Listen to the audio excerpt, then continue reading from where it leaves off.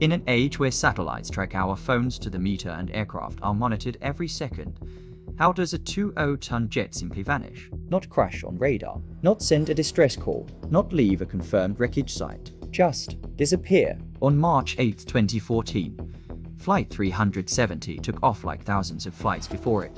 Within hours, it became one of aviation's greatest mysteries, and the most unsettling part. The clues were there, we just didn't understand them in time. Tonight, we follow the chain of cause and effect, what happened, why it happened, and what the silence over the ocean still means. Flight 370 was operated by Malaysia Airlines, departing from Kuala Lumpur bound for Beijing.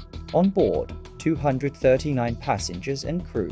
The aircraft was a Boeing 777, one of the safest and most technologically advanced airliners ever built. At the controls was Captain Zahari Ahmadi Shah, a veteran with over 18,000 flight hours. Nothing unusual was reported. Weather was clear. Systems were normal. At 1:19 a.m., the final radio transmission. Good night, Malaysian 370.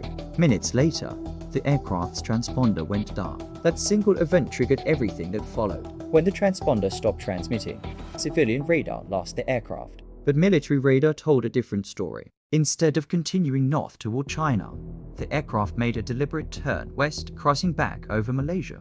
That turn required manual input. It wasn't random. It wasn't drifting. Then came the most disturbing discovery. Though communications were disabled, the aircraft's satellite system continued to handshake with a satellite for hours. Those faint digital pings didn't show location, but they showed distance. By measuring the timing of those signals, investigators created a vast arc stretching deep into the southern Indian Ocean. Cause and effect. Transponder of aircraft invisible to civilian radar. Manual turn, intentional change of course. Satellite pings, plane still flying for nearly 7 hours. This wasn't a sudden explosion. It was a controlled, extended flight into isolation. But why? Based on fuel capacity. The plane likely ran out of fuel somewhere along that southern arc. No emergency calls. No attempt to land. Just silence. Two main theories emerged. 1. Pilot involvement. The controlled turn and disabled systems suggested human action from inside the cockpit. 2. Hijacking or third-party interference. But no group claimed responsibility. No ransom demands. No political message. Investigators found nothing conclusive in Captain Zahari's background, no clear motive, no manifesto.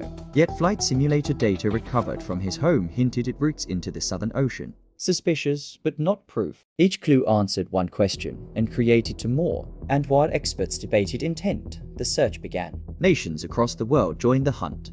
Australia led a massive underwater search effort coordinated by the Australian Transport Safety Bureau. Ships scanned tens of thousands of square kilometers of seafloor terrain deeper and more remote than most of Earth's mapped regions. Months turned into years. Then debris began washing ashore, wing fragments. Interior panels confirmed to be from Flight 370. Ocean drift analysis supported the Southern Indian Ocean theory. But the main wreckage? The flight recorders? The answers? Still missing. Despite advanced sonar and millions of dollars spent, the ocean kept its secret.